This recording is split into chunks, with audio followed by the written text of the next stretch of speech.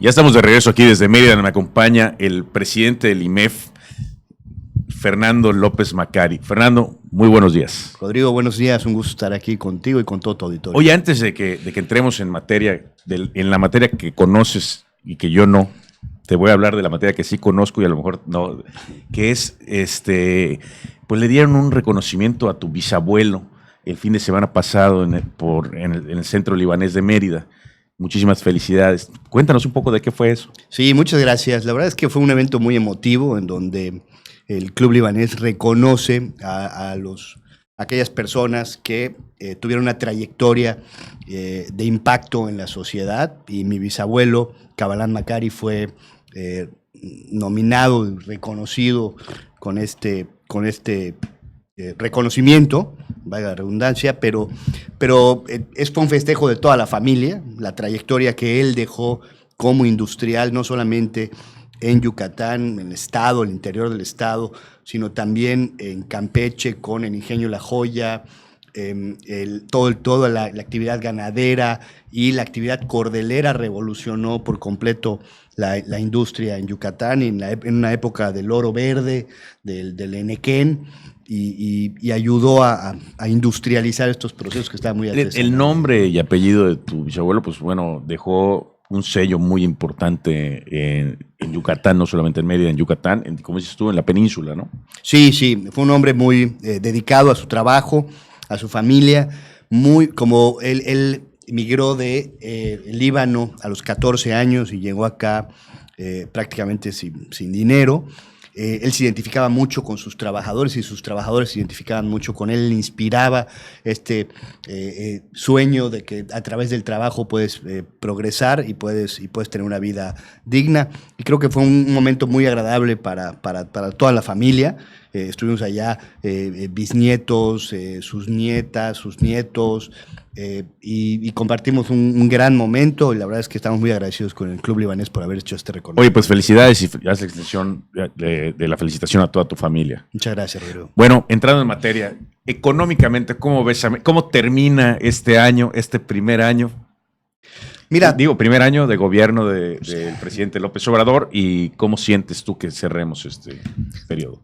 Déjame darte una perspectiva, ¿no? El año 2018 cierra con un crecimiento económico del 2% del Producto Interno Bruto, ¿no? Entonces, la expectativa para el primer año, digamos, completo de gobierno del presidente Andrés Manuel López Obrador era que tuviera un menor crecimiento económico, porque típicamente con nosotros, cuando hay un cambio de administración federal, se genera un menor dinamismo económico asociado con la curva de aprendizaje de los nuevos funcionarios que llegan al gabinete, no saben todavía cómo instrumentar los programas, no saben cómo aplicar el presupuesto, etcétera, etcétera. Entonces esto se da de manera natural. Se dio con Fox, se dio con Calderón, se dio con Peña Nieto, esto se da de una manera natural, ¿no?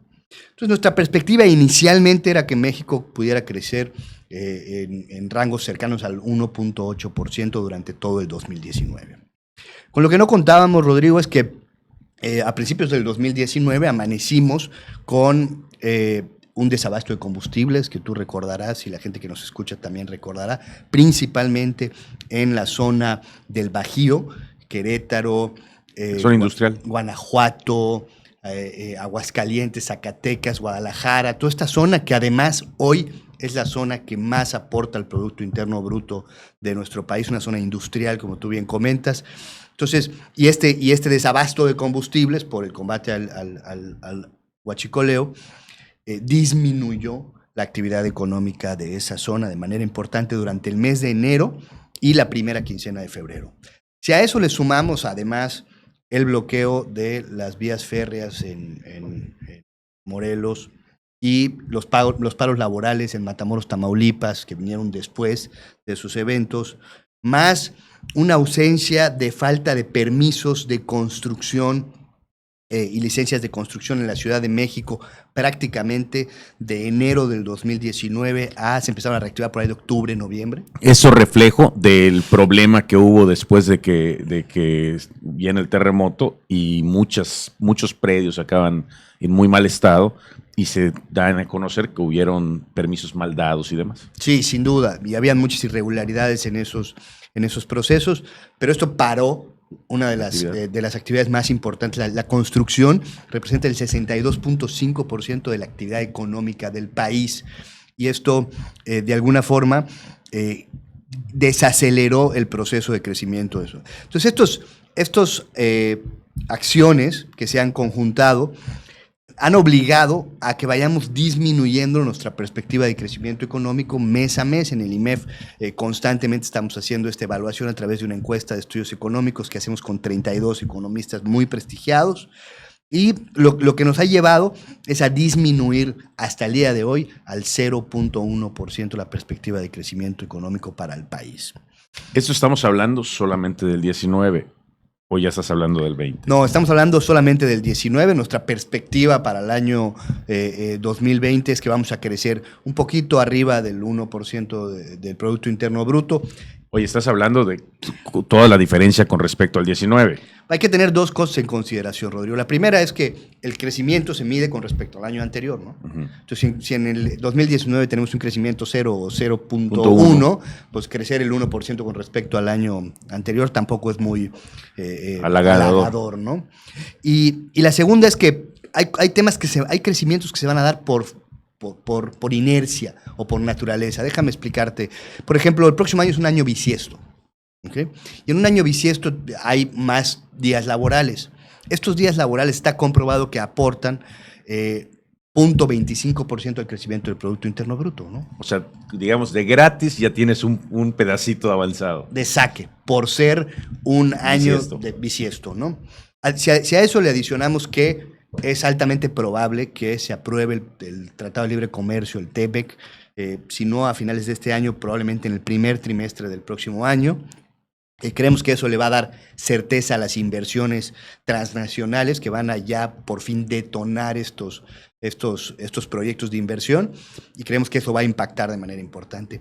Y la tercera es la producción de petróleo. México ha sufrido una caída muy importante en producción de petróleo, y a eso se debe en gran medida la falta de crecimiento económico.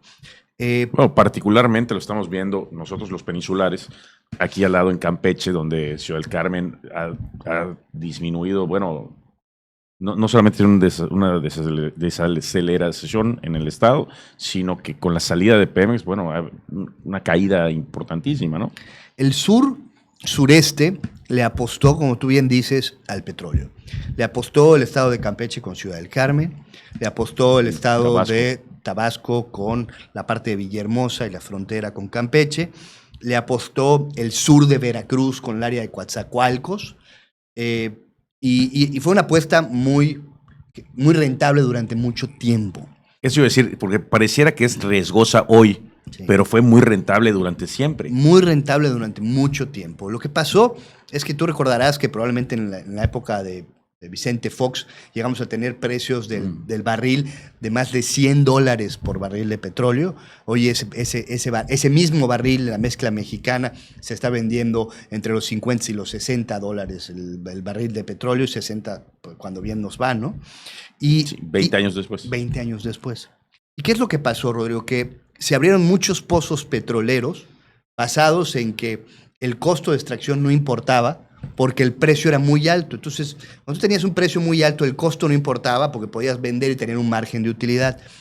Cuando se da la caída de los precios del petróleo, le tocó al secretario Videgaray tomar la decisión con Peña Nieto de cerrar algunos de esos pozos porque el costo de producción era muy alto, era mayor que el precio de venta. Entonces, cada vez que producíamos o extraíamos, estábamos perdiendo dinero, claro, ¿no? Petróleos Mexicanos estaba perdiendo dinero. ¿Qué creemos? Que con la recuperación, porque estos precios del barril de petróleo llegaron a estar en los 20 y tantos dólares altos, ¿no? Y casi pegándole a los 30. Entonces, ya que se ha recuperado un poco estos precios, 50. Claro, ya vuelve a ser rentable algunos de estos pozos que creemos que que sabemos que Petróleos Mexicanos va a reactivar en el 2020, y esto puede ayudar a generar una mayor actividad económica. Y esto fue el proceso que se vivió, digamos, durante el 2019 y el contraste que vamos a vivir en 2020 de manera inercial. Lo que es importante apuntar, Rodrigo, es la falta de inversión. La caída en la inversión fija bruta directa, de acuerdo a los datos del INEGI, es una caída que no experimentábamos en este país desde 2015 y que de alguna forma se ha provocado por la falta de credibilidad y de certidumbre sobre la nueva política del gobierno del presidente Andrés Manuel. Me llamó la atención eso en el boletín que mandan del IMEF. Dice que la aprobación del presupuesto del 2020 brindará la certidumbre sobre las finanzas públicas. También estarían, además de la aprobación del presupuesto, también la aprobación del presidente mismo, ¿o no? No tiene nada que ver una cosa con la otra. Yo creo que hay que divorciar la discusión política de la discusión económica, financiera, ¿no? ¿Y por qué lo digo?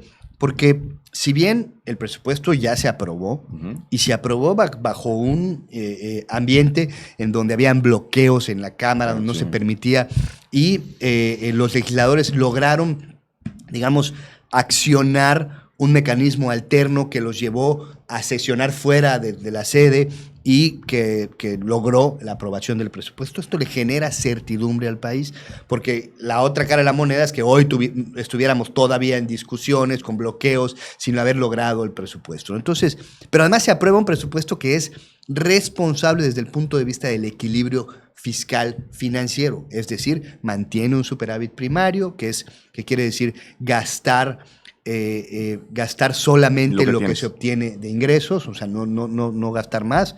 2, no tener un endeudamiento adicional, no hay proyectos que se estén planteando con endeudamiento adicional. Y 3, mantenerse sobre variables como el tipo de cambio, como el crecimiento económico, etcétera, que pudieran ser, digamos, aterrizadas o ancladas. Entonces, en este sentido, es como porque mencionamos que el presupuesto le genera una certeza al gobierno y al clima de negocios en México. Oye, esto, ¿tú crees que se vaya a ver reflejado directamente en la bolsa de la gente, del que está a pie? Yo creo que hay dos temas. ¿O estás hablando de una macroeconomía nada más? Sí, yo creo que hay que digamos, diferenciar dos temas. El primero es que la gente sí está sintiendo una diferencia en su bolsillo a favor. Pero esta diferencia está viniendo por, primero, los aumentos salariales del salario mínimo que se decretaron el año pasado. Segundo, por los programas de asistencia social que se están dando de manera directa. Y tercero, por un ambiente, digamos, un ambiente de consumo que ha sido factible por la baja inflación que se está viviendo en México. Es decir, al tener una inflación muy controlada, el cambio en los precios es menor y entonces hay más confianza del consumidor con respecto a sus gastos, ¿no? Estos tres factores creo que los están sintiendo digamos, la gente normal, y el ciudadano promedio lo está sintiendo, y eso sí se está reflejando en la aprobación del presidente Andrés Manuel López Obrador, okay, ¿no? Pero por otro lado están las grandes inversiones de largo plazo que se requieren para garantizar que sigan ofreciéndose empleos en México, ¿okay? Que los empleos, digamos, en el año 2018, 2017, 2018, hablábamos de generaciones de empleo de 800,000 empleos nuevos generados en el IMSS. Hoy estamos hablando de 400,000, 300,000. Muy por debajo de lo que se esperaba. Es decir, se han abierto menos plazas por falta de inversión. Claro. Entonces, eso en el largo plazo es poco sostenible. ¿Sí? ¿Por qué? Porque estos empleos van a empezar a hacer falta y van a empezar a tener su efecto en el tejido social, que puede resultar en brotes de violencia. Sí, en todos los sectores, ¿no? En todos los sectores. Entonces, esa es un poquito la visión del largo plazo que se requiere balancear el hoy con el mañana. Oye, en pocas palabras, Fernando, estamos platicando con Fernando López Macari, él es presidente del IMEF. Fernando, en pocas palabras, ¿ves bien o ves mal el 2020? Yo creo que vamos a tener un año 2020 mejor que el año 2019. y espero que se hayan aprendido muchas lecciones en el primer año del gobierno, que sienten las bases para que en el 2020 haya más confianza. Te agradecemos mucho que nos hayas acompañado. Fernando, ¿algo quieres comentar antes de irnos? No, muchas gracias. Muy agradecido por estos 2 años que tuve los micrófonos abiertos, que me tocó representar al IMEF. Muy agradecido con tu programa, con tu empresa y contigo, Rodrigo. Muchísimas gracias. Despide Rodrigo Menéndez. Nos escuchamos mañana.